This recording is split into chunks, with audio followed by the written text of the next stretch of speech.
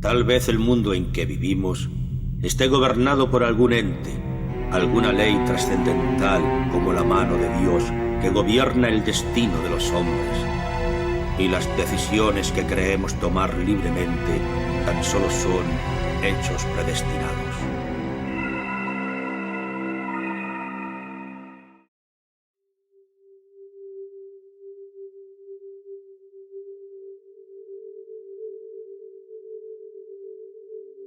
Ser yo. Trabajo como agente de policía. Un día, yo mismo y un compañero de mi equipo, respondimos a una llamada de emergencia. El lugar del incidente se trataba de un antiguo edificio de oficinas, que había sido reconvertido en uno de consultorios médicos. También, había una farmacia anexada al edificio. Nuestra central recibió una señal de movimiento de una oficina del piso de arriba. Cuando llegamos al edificio, esperamos al hombre encargado de las llaves. Cuando él llegó al lugar, nos abrió, y entramos para asegurar el edificio. Las escaleras estaban cerradas tras una puerta de la que, irónicamente, el encargado no tenía sus llaves para abrirla, así que tuvimos que subir por el ascensor hasta la segunda planta. No es la opción más inteligente desde el punto de vista táctico, lo sé. El ascensor llegó al segundo piso, y se abrió a un pasillo completamente oscuro, salvo por una luz en el techo, al final de este. Empezamos a comprobar las puertas de las oficinas del pasillo, y hasta ese punto, todas estaban bien cerradas. Llegamos a la última oficina, y a diferencia de las demás, la puerta estaba abierta. Entramos, y observamos que se trataba de una oficina sin utilizar. La puerta daba a una amplia sala de espera y recepción. Había unas 10 o 12 salas de examen, todas desalojadas sin contratiempos. Salí de la oficina, e inmediatamente me percaté de una extraña cosa. La luz del techo que estaba encendida al final del pasillo, se había apagado por completo, y había sido sustituida por otra luz junto a los ascensores. Miré a mi compañero, y él estaba completamente blanco. Le pregunté que qué le pasaba, y él me dijo lo siguiente. ¿Acaso no estaban cerradas y atrancadas todas las puertas del pasillo que acabamos de revisar? Yo le respondí que sí. Él me respondió. Pues ahora están todas abiertas. Efectivamente, todas las puertas del pasillo que acabábamos de comprobar, ahora estaban abiertas. El factor sorpresa se hizo presente en este punto. Empezamos a revisar las oficinas de cada una de estas puertas, y empezamos a cerrarlas de nuevo. Al terminar con la última oficina, justo antes de doblar la esquina para entrar en la sala de espera, la puerta principal se cerró de golpe. Entonces, nuestras radios comenzaron a volverse locas con algún tipo de retroalimentación estática. Para este punto, solo quería largarme de ese lugar de una buena vez. Volvimos al ascensor rápidamente, y bajamos al primer piso para contactar de nuevo con el encargado de las llaves. Sin embargo, este no aparecía por ningún lado. Me puse en contacto con la central, y les pedí que me comunicaran con él, para informarle de lo que había sucedido. Fue entonces, cuando la central me dijo que el encargado de las llaves del edificio aún estaba en camino, y que tardaría 5 minutos en llegar. Yo les comuniqué que eso no era posible, pues ya habíamos estado con él, y hasta nos había dejado entrar. Entonces, la central me pidió que les llamara. Los llamé, y me dijeron que era imposible que hubiéramos estado fuera con el encargado de las llaves. Afirmaron que la empresa de alarmas acababa de ponerse en contacto con ella. Y finalmente, llegó la verdadera encargada de las llaves. Yo decidí preguntarle por el hombre que nos había dejado entrar en el edificio, el primer encargado de las llaves. Ella me pidió que lo describiera, y así lo hice. Ella me dijo que mi descripción concordaba con uno de los médicos que alquilaban la oficina del segundo piso, al final del pasillo. Luego, me dijo que ese mismo hombre se había suicidado en su casa de verano hace varios días. Hasta la fecha, maldigo el día en que me mandaron a ese lugar.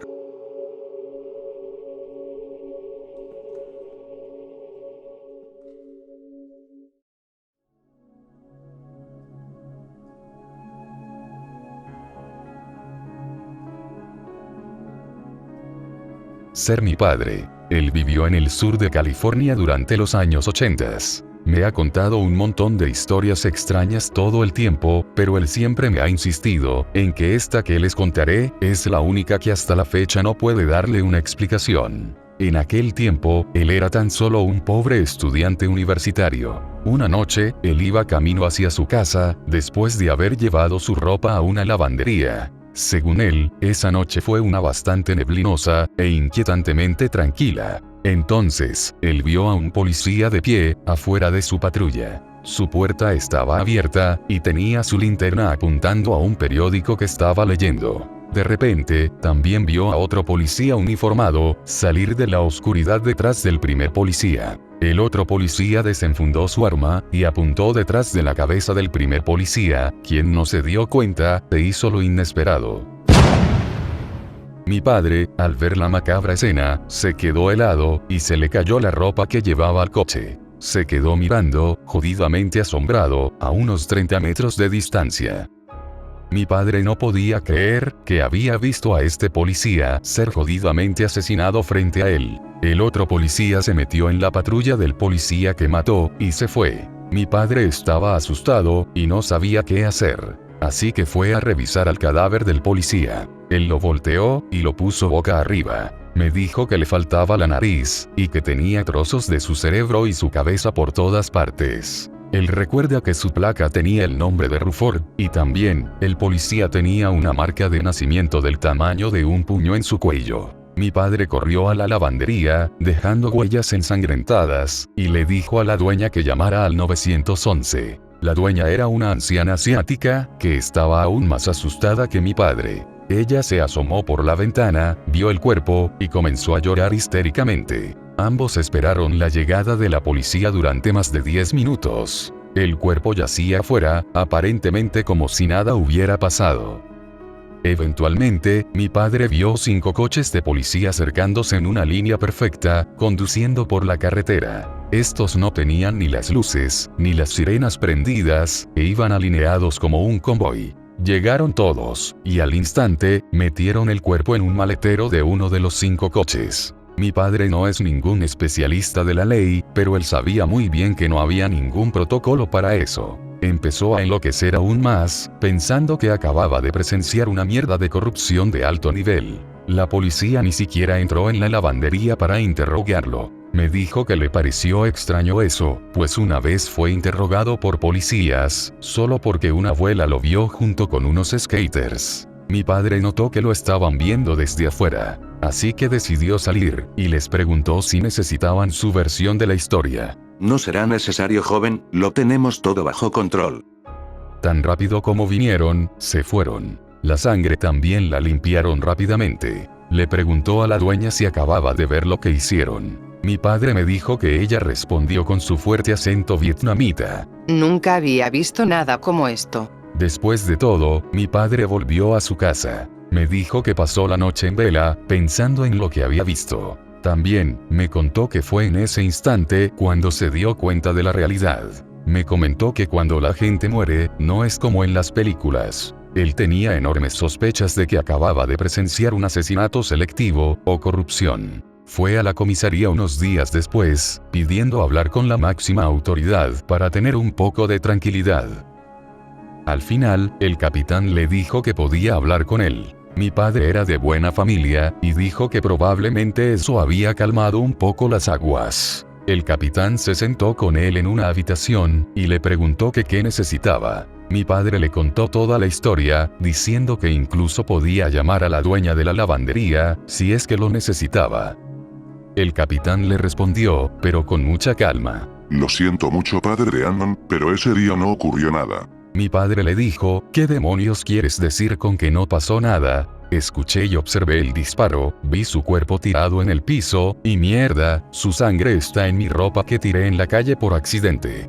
El capitán ni se inmutó, y le respondió de nuevo, de forma casi memorizada. Lo siento mucho, joven, pero esos hechos nunca ocurrieron. Si tiene alguna otra pregunta, puede venir más tarde, tengo asuntos que atender. Mi padre se puso nervioso, así que decidió marcharse, y empezó a preguntarse si lo que había visto había sido tan solo una pesadilla. Pero entonces, él miró hacia la ventana de la habitación en la que estaban, cuando estaba a punto de salir. Y fue ahí cuando vio una cara familiar que los miraba a los dos. Sus ojos se abrieron de par en par, y su corazón empezó a acelerarse. Se trataba del maldito Ruford. Tenía el mismo pelo, la misma marca de nacimiento en el cuello, y el mismo tono de piel. Mi padre me dijo que en cuanto lo vio, siguió caminando por el pasillo, fingiendo que no lo veía. hasta que le dijo al capitán que el tipo que estaba viéndolos por la ventana era el policía que fue asesinado. El capitán simplemente le dijo que estaba perdiendo el tiempo y que debía irse.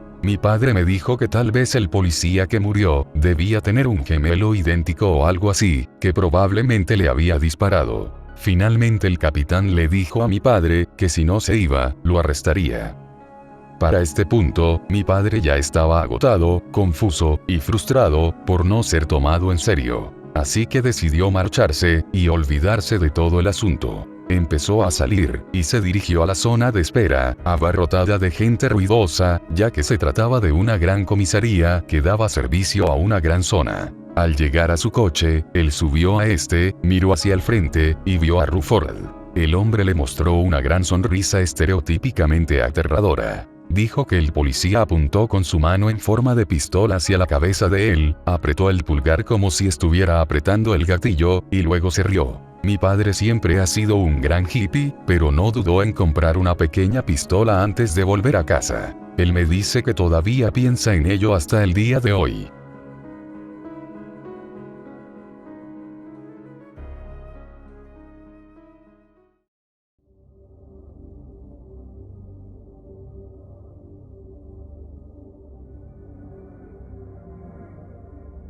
Soy un policía en un país de Europa del Este, y he visto algunas cosas muy extrañas. Podría contarles algunas, una vez que me desocupe.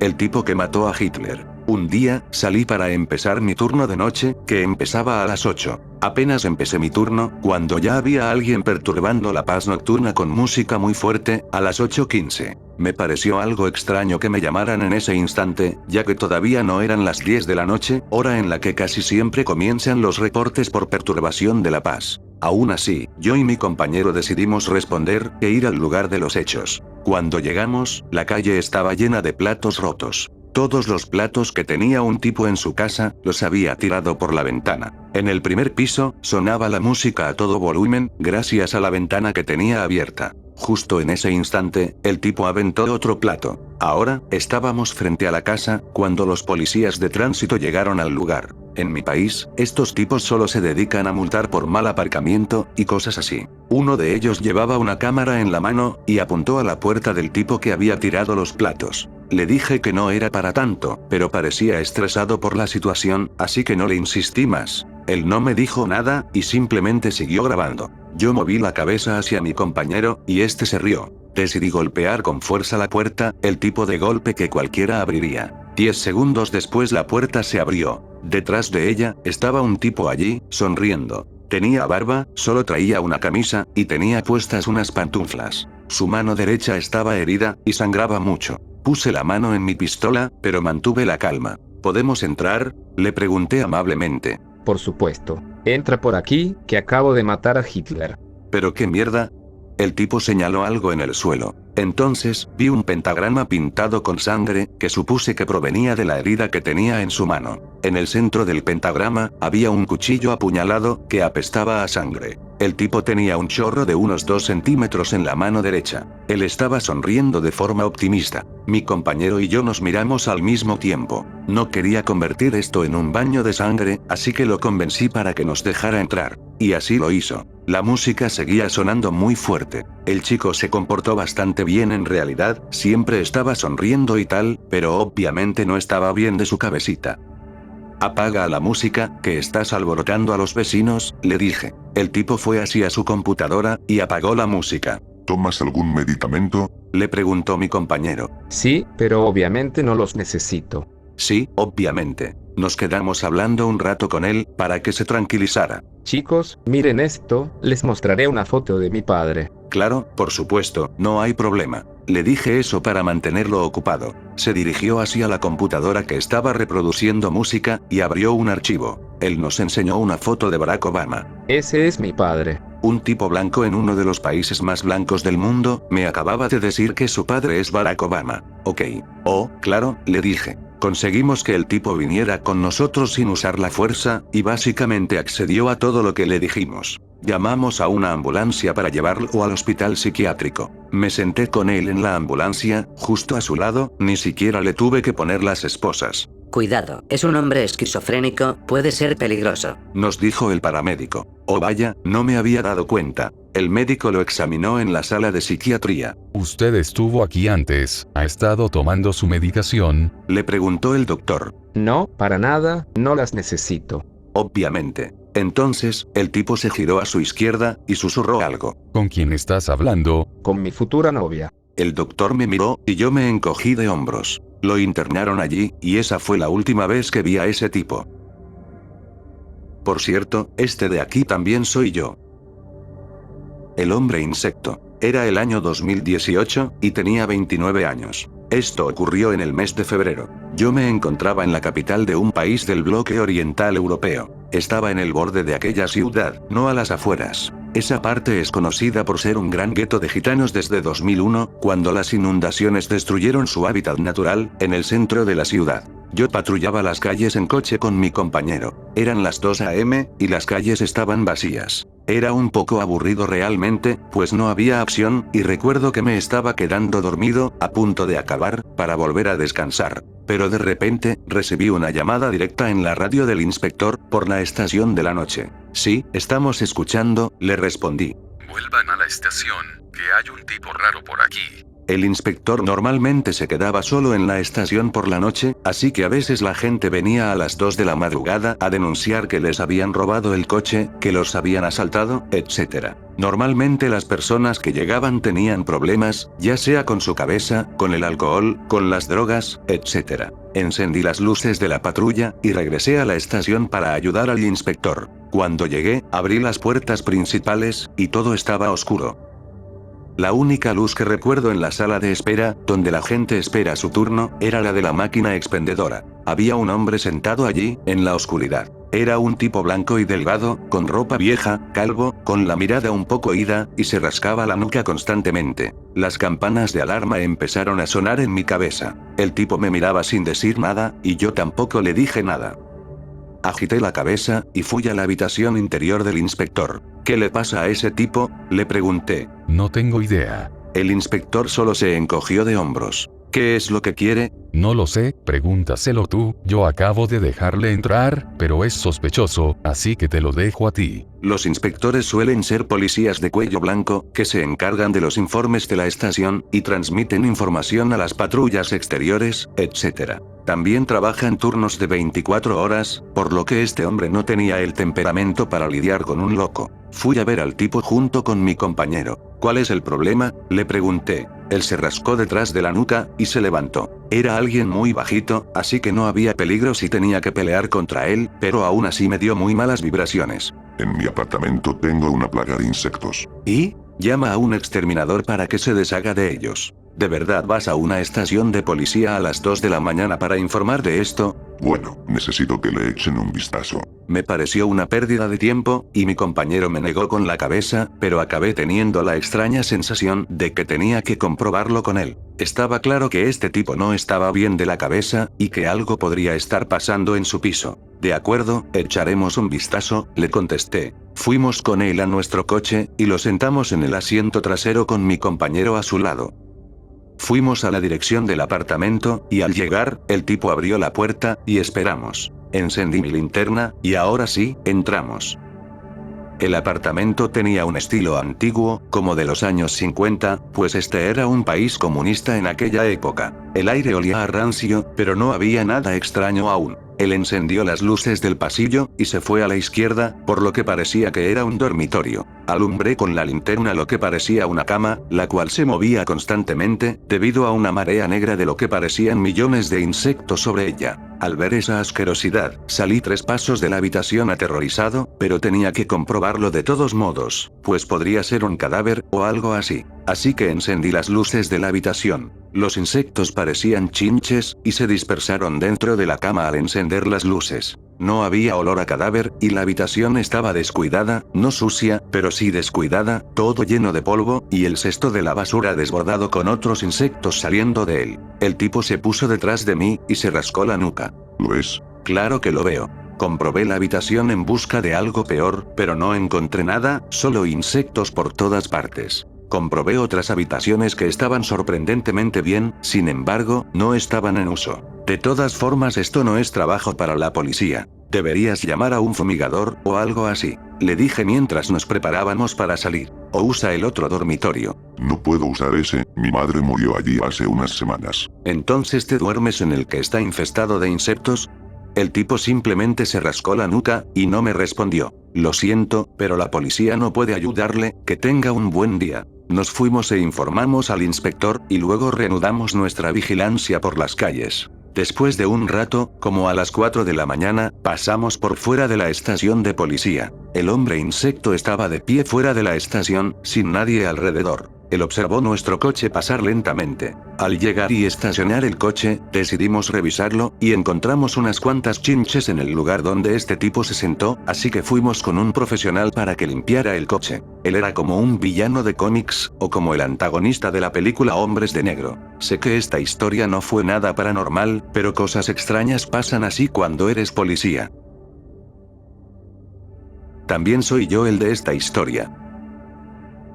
Ser yo. Era el año 2014. Trabajo como policía en un país europeo pequeño. Me gustaba esforzarme por mí mismo, tener conocimiento, estar en forma, y siempre ser optimista. Mi vida era buena, tenía una novia desde hacía 6 años, planeaba un futuro con ella, y ya había decidido cuándo pedirle matrimonio. Las cosas iban tan bien, que incluso conseguí atrapar a algunos criminales por mí mismo. Yo era la estrella de la estación de policías. Hasta que llegó el año 2015. Un día, nos llamaron para atrapar a un ladrón en un centro comercial. Era la rutina de siempre, pues eso pasaba como 5 veces al día. Al llegar, vimos que el tipo hablaba solo cuando le hacían una pregunta, como 2 veces. Él estaba tatuado de pies a cabeza, y tenía algo de metanfetamina encima. Hicimos nuestro trabajo en el lugar, y lo llevamos a la estación. Yo conducía la patrulla, y el tipo iba esposado en el asiento trasero, con mi colega a su lado. Él me miraba por el retrovisor. Esto duró así unos cuantos minutos, sin que él mirara a otra parte. Noté que él susurraba algo para sí mismo.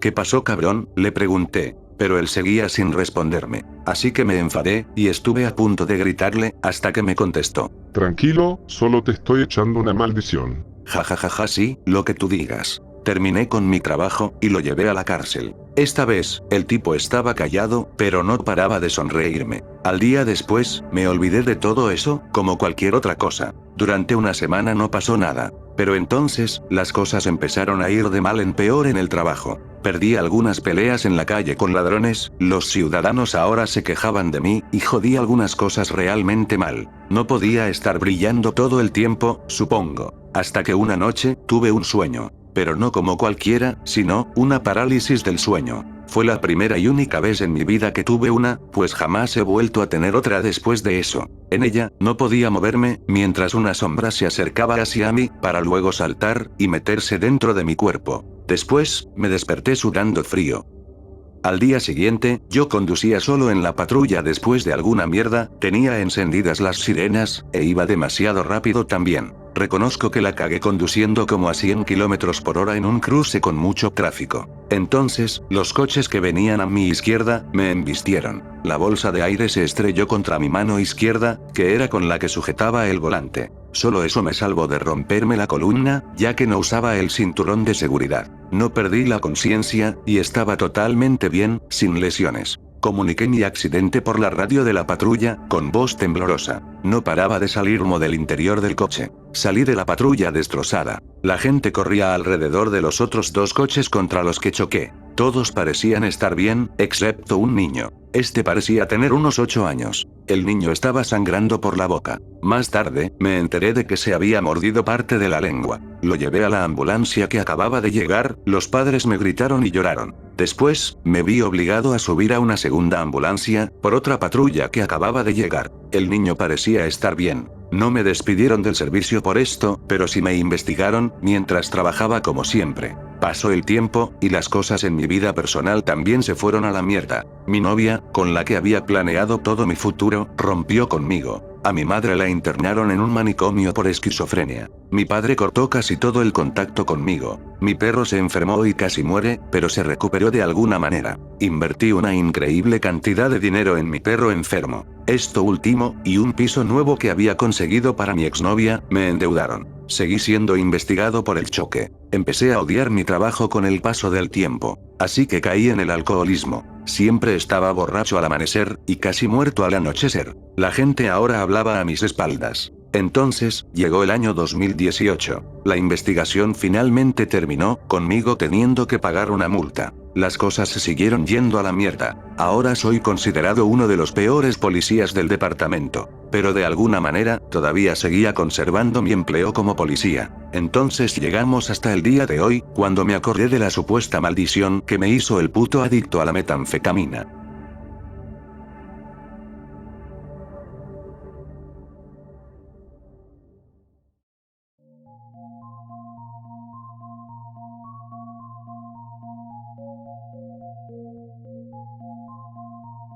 Hola Tablón K, tengo una historia que contarles. Originalmente me la contó un policía que conozco del centro de Texas. Esta historia también podría publicarse en X, pero aún así creo que les gustará. No me voy a molestar en hacer green text, pues eso es más difícil de leer con la mayoría de los temas que se tratarán. Hay algunos errores ortográficos que voy a dejar tal cual, así que aquí está la historia.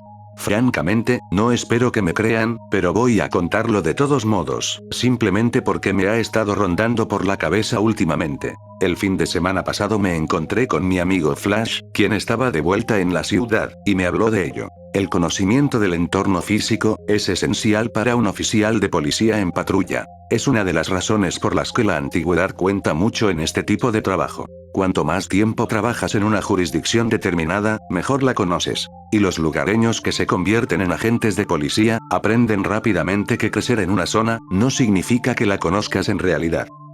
En parte, esto se debe a que un oficial de policía, a diferencia de la mayoría de la gente, no tiene percepción del espacio privado o personal. Podemos ir a cualquier parte, dadas las circunstancias correctas. Y por eso, gran parte del tiempo muerto, o de la patrulla rutinaria, se dedica a explorar. ¿Puede pasar un coche patrulla por el hueco de esta valla? ¿A dónde lleva esa pista? ¿Hay alguna forma de pasar de este aparcamiento a otro? Si recorres esta servidumbre de tránsito, o este acceso al tendido eléctrico, ¿qué es lo que verás? Esto es esencial, porque en algún momento este conocimiento puede significar recortar 30 segundos al tiempo de respuesta, y atrapar a un sujeto que huye. En toda jurisdicción policial de cualquier tamaño, según mi experiencia, siempre hay al menos un extraño lugar. No los lugares a los que se lleva a los novatos, y se juega a encontrar el agujero de barro, ni las escenas del crimen que se utilizan para asustar a los exploradores, sino, los lugares de verdad. Los lugares de los que nadie habla mucho. Los lugares de los que no te enteras de su existencia, hasta que tienes que ir allí. Los lugares a los que vas solo si tienes que hacerlo. Había un lugar al que a veces le llamábamos el Parche. Se trataba de un terreno de 35 hectáreas, muy deteriorado, y cubierto de matorrales de roble, en las afueras de la ciudad, completamente aislado de todo lo demás, más allá de una antigua fábrica de ladrillos, que ahora fabricaba vasijas de arcilla. Que yo sepa, nunca se ha construido nada allí, ni sirve para nada. Estaba en la base de una cresta de una alta colina, que actualmente marca el límite oeste de nuestro pueblo, cortada por numerosos barrancos, y cuyo suelo rojo arcilloso, es casi inútil para cultivar nada. En 1932, el ayuntamiento se lo confiscó a una empresa inmobiliaria a cambio de impuestos. En ese entonces, aún estaba catalogado como terreno baldío, sin uso comercial. Era un lugar extraño realmente. He participado en equipos de búsqueda 6 veces en 11 años, y cada vez que visitaba aquel lugar, me daban escalofríos. Se me pusieron los pelos de punta cuando lo exploré por primera vez, poco después de quedar libre por mi cuenta. No se puede adentrar mucho un coche en él, y francamente, un corto paseo a pie me dio tan mala espina que nunca volví sin un motivo. No fue hasta unos 18 meses después, cuando supe que no era el único que reaccionaba así ante ese lugar. Una cosa que me molestaba del lugar, es que me perdía fácilmente en él. Desde que tengo edad para pensar en esas cosas, poseo un instinto infalible para orientarme hacia el norte. Siempre lo encuentro, no importa si es de noche, con tormenta de nieve, en el bosque, como sea. Dame unos segundos para concentrarme, y sé en qué dirección está el norte. Incluso el desierto, que fastidia a mucha gente, nunca me ha molestado. Y el ejército me enseñó navegación terrestre en un grado excelente. He hecho recorridos con brújula con varias piernas de perro, y siempre he dado en el blanco, incluso en terrenos desérticos como Fort Hood, donde un matorral es idéntico a cualquier otro. Pero cada vez que he estado en el parche, me he dado la vuelta, incluso a plena luz del día. Después de la primera exploración, empecé a llevar una brújula conmigo. Cerca del centro del parche, hay una estructura que llamamos la casa de juegos.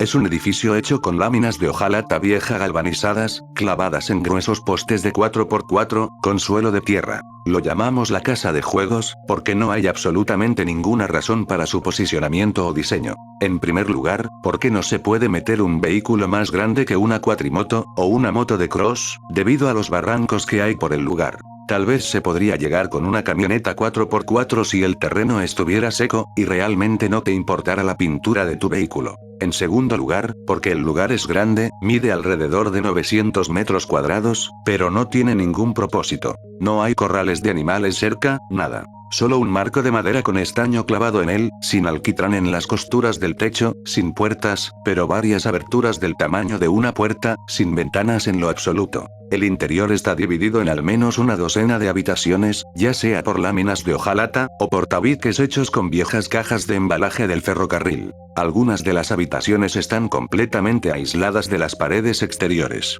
La disposición de las habitaciones no tiene lógica ni sentido. Algunas tienen aperturas de puerta que apenas si miden 1 metro de altura. Todo ese edificio me recuerda a cómo los niños construyen un fuerte, o arman una casa del árbol. También este tiene postes de teléfono cortados para los soportes del techo a varios metros del suelo. Se diga lo que se diga, alguien lo construyó para que durara. No hay chatarra ni basura en la casa de juegos, ni siquiera grafitis. Aunque no es muy obvio, ha estado ahí desde antes de que la ciudad se apoderara del lugar, y con todas las generaciones de jóvenes, uno esperaría algo de cajas de cerveza abandonadas, exploraciones urbanas ahí, o payasadas en general con botes de aerosol. Tampoco hay señales de animales que se aprovechen del lugar, ni he visto nidos de pájaros, aunque sí avisperos y barrizales. También tiene un extraño olor. Es todo lo que puedo decir al respecto. Huele diferente de lo que creo que debería. Esto también lo han comentado otras personas. No hay un olor específico, y es extraño simplemente. Las linternas también fallaban mucho en ese lugar. Sí, las linternas fallan en todas partes, pero las linternas parecían fallar mucho más ahí que en cualquier otro lugar. Las linternas Streamlight Stinger de $70, que se utilizan en toda la ciudad y que tienen baterías recargables fiables, siempre se apagan repentinamente allí. Y no de la forma habitual, con la luz amarillenta durante 20 minutos, haciéndose cada vez más tenue, hasta que simplemente se apaga, sino, pasando de una luz blanca intensa a apagarse en 1 minuto. Cuando llevas la misma linterna todos los días durante años, conoces su batería al detalle. Sin embargo, a muchos de nosotros nos ha sorprendido una inesperada pila agotada en la casa de los juegos. En el pasado, buscábamos a una chica desaparecida. Era probable que se la hubiera llevado una marea alta reciente, tras un enorme aguacero que duró 10 horas, pero su asesinato también era una posibilidad, por razones que mejor no contaré. El caso es que se organizó una búsqueda. Se me encomendó la tarea de llevar a 2 agentes, y comprobar la zona alrededor de la antigua fábrica de ladrillos, y el parche. Contaba con 2 agentes veteranos, ambos miembros del equipo de entrada, y muy conocidos por mí. Los llamaré MD y Flash. Ellos aceptaron de buena manera mi sugerencia de que nos pusiéramos el equipo táctico, para proteger nuestros uniformes de la maleza. Para ser sincero, en realidad no estaba preocupado por la maleza, sino que solo quería tener una excusa para llevar mi MP5 conmigo. No fui el único, ya que Flash y MD sacaron sus escopetas de la sala de armas. Flash tenía una escopeta de bombeo, y MD una escopeta Benelli semiautomática. Buscamos primero en el parche, y a pesar de que los 3 no perdíamos de vista dónde estábamos, en un lugar en el que ya habíamos estado antes, nos las arreglamos para dar la vuelta 2 veces en un lapso de 90 minutos.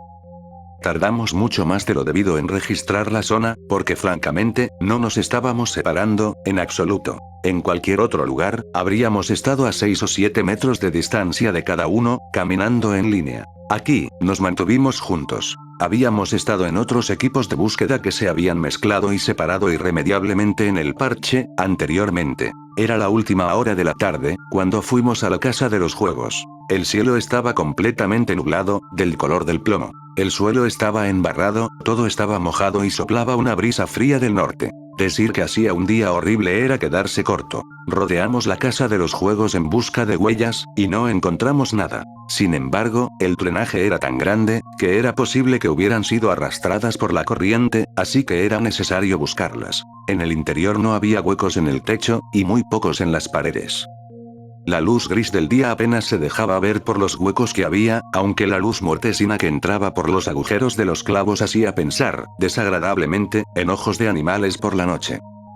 Yo lideré el camino. A unos 6 metros de haber entrado, un detector de metales portátil que llevaba flash, empezó a pitar de repente, y no dejó de hacerlo hasta que sacó la batería. Juró que había estado apagado todo el tiempo que había estado fuera. Más tarde, en la comisaría, funcionó perfectamente. Estábamos despejando el lugar como si se tratara de un edificio hostil, en lugar de una búsqueda. No habíamos hablado de ello, pero los tres estábamos nerviosos. El lugar olía muy mal. No era un olor a nada en particular, simplemente no era como debería oler un lugar así. No puedo explicarlo mejor. En un instante, yo estaba de rodillas revisando una habitación del tamaño de un armario, cuando de repente, la luz de mi MP5 se apagó, pasando de blanca y brillante, a muerta en un par de segundos. Flash tomó el mando y el centro de MD, mientras yo le seguía y cambiaba las pilas. Llevaba un par de repuestos cargados, así como otras 2 linternas y algunos cilindros. Un minuto más tarde, la luz de Flash murió de la misma manera, y se puso detrás de nosotros para cambiar sus baterías, mientras que MD y yo avanzamos un poco más.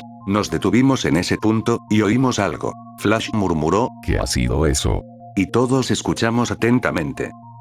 El ruido venía de delante, y a nuestra derecha. No hablamos en ese instante, por supuesto, pero más tarde nunca nos pusimos de acuerdo sobre cómo sonaba. Para mí, había sonado como podría sonar un gato enfermo, cuando gime con mucha fuerza. Avanzamos hacia el ruido, y llegamos a una habitación grande que tenía la pared exterior a un lado. MD entró primero, y en ese preciso instante, su linterna se apagó. Inmediatamente dio un paso al costado, y se arrodilló. Yo avancé, y pasé junto a él por la pared, mientras Flash se deslizaba por la pared del lado opuesto de la entrada. Flash estaba a la izquierda de la abertura, MD a la derecha, arrodillado, y yo a media distancia a la derecha de MD. La habitación era de unos 20 por 11, con nosotros en el lado estrecho. De repente, algo se movió en la esquina derecha. Flash le dio con su luz un segundo antes que yo. Recuerdo que MD gritó, y entonces ambos disparamos.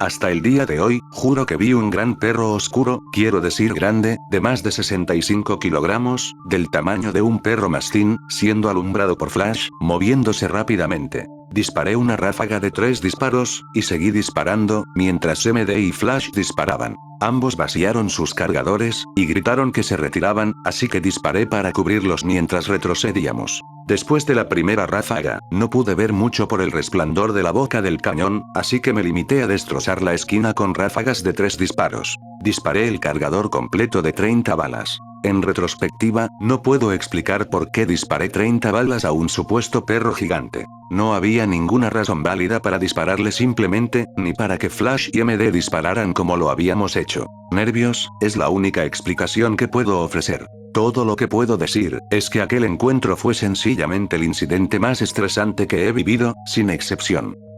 En la segunda habitación, recargamos nuestras armas, y MD cambió sus baterías. Luego, volvimos a entrar en la habitación grande. Pero ya no había ningún perro, ni sangre, absolutamente nada. Ninguno de nosotros describió lo que vimos de la misma manera. Flash era extremadamente reacio a describir lo que vio. Pero hay un par de verdades en lo que pasó. Los tres vimos un objetivo en movimiento. A pesar de que todos percibimos que estaba en movimiento, todos lo vimos en una esquina, y nunca cambiamos nuestro punto de mira, a pesar de que todos entrenábamos regularmente con blancos en movimiento. MD y Flash eran cazadores, yo serví en acciones militares, y tanto Flash como yo, habíamos estado en tiroteos policiales mortales.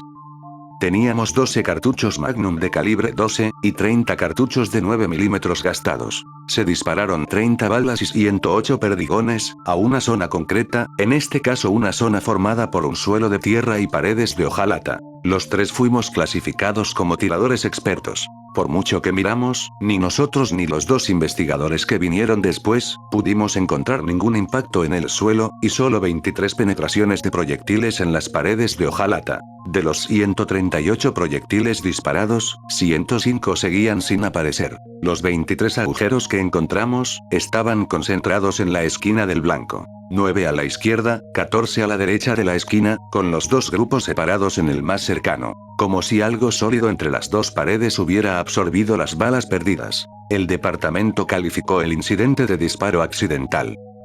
Al final, la chica desaparecida fue encontrada en otro lugar. Flash, MD, y yo, nunca hablamos realmente sobre el incidente, más que indirectamente. Los tres admitimos haber sentido más estrés que antes o después. Ninguno de nosotros tres ha estado en el parche desde entonces. Tanto MD como Flash, fueron trasladados a otras agencias por razones no relacionadas. Y así terminó la historia.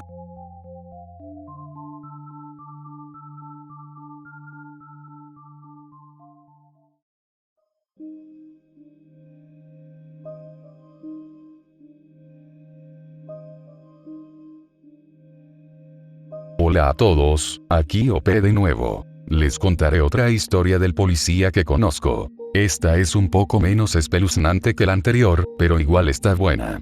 No espero que nadie crea esto, pero es verdad. Les daré contexto. En verano hace demasiado calor para jugar al gotcha por las tardes, así que jugamos por la noche en un parque de la ciudad. El parque, que es de 3 hectáreas, solo tiene una entrada, que se cierra y se bloquea a las 10 de la noche. El parque en sí solo tiene un pabellón, unas cuantas mesas de picnic, y el alumbrado público justo para poder ver un poco, sin iluminar demasiado el lugar. Aparte de los patos que viven en el pantano contiguo, el parque está desierto. Es un pantano en 2 lados, y tierra no cosechable en los otros 2, con un montón de rutas de senderismo. Hace unos 10 días, Kila, un compañero de mi equipo, yo mismo, y un ayudante del sheriff llamado Pete, decidimos pasarnos por allí después del trabajo, para ver si se había secado lo suficiente como para programar una partida. Llevábamos unos viejos pantalones tácticos, y unos abrigos negros para repeler a los mosquitos. Aparcamos cerca de la entrada, saltamos la valla, pues se nos olvidó pedir la llave a la policía, y caminamos unos 200 metros, hasta llegar al parque propiamente dicho.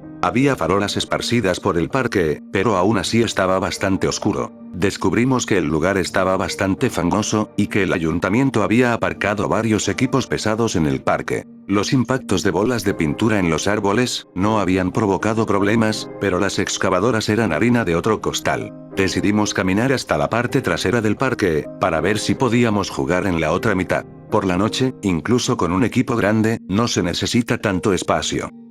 Entonces, empezamos a escuchar ruidos extraños, pero no sabíamos qué eran. Yo iba un poco en la delantera dando la vuelta al pabellón, cuando un montón de figuras surgieron de la oscuridad. La que estaba más cerca venía directa hacia mí. Me quedé literalmente helado durante un segundo. Entonces, vi lo que pensé que era un hombre lobo, con pelaje, hocico, sin ropa, todo. Se abalanzó sobre mí, y le golpeé tan fuerte como pude. Lo siguiente que recuerdo es que estábamos rodando por el barro y la mierda de pato, y yo estaba luchando como nunca había luchado antes. Acabé sentado sobre el animal, y le di la paliza de su vida. Le agarré una oreja con la mano izquierda, y le golpeé con la derecha como un loco, y la verdad es que estuve a punto de serlo. Entonces, se le cayó la cabeza, lo que me asustó mucho, hasta que me di cuenta de que estaba sujetando una especie de máscara con capucha. En realidad se trataba de un tipo con un disfraz, como los que llevan en la serie Cats, más o menos. No entendía qué hacía corriendo por un parque a altas horas de la noche disfrazado, pero no quise preguntar, y por la forma en que lloraba y gritaba pidiendo ayuda, no creí que fuera a decírmelo.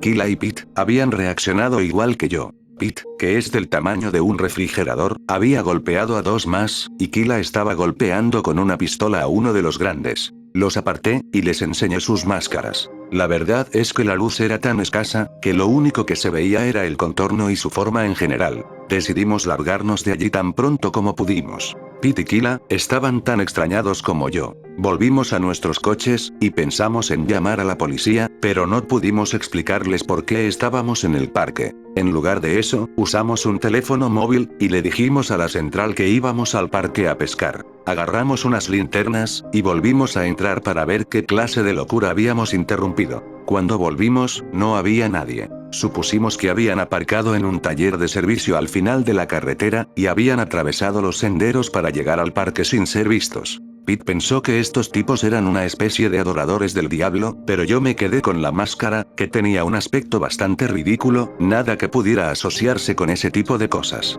Me informé en urgencias, y varias personas ingresaron 1 hora después del encuentro, con heridas de tipo pelea, para las que no supieron dar una explicación clara. Las comprobaciones de antecedentes mostraron que todos estaban limpios. No se presentó ninguna denuncia a la policía, aunque, como mínimo, se estaban acercando, fuera lo que estuvieran haciendo. Esperamos a que alguien acudiera a la policía para informar de que le habían dado una paliza en el parque, pero nadie dijo nada. Esa noche habíamos hecho una nota interna por motivos de seguridad. Después de comparar impresiones, llegamos a la conclusión de que, con tan poca luz, probablemente los raritos nos confundieron con más de los suyos, y corrieron a saludarnos. Por lo visto, llegamos antes de que se pusieran a sacrificar cabras, o quemar cruces, o cualquier otra cosa rara que hubieran planeado. Sin duda, una de las experiencias más extrañas de mi vida.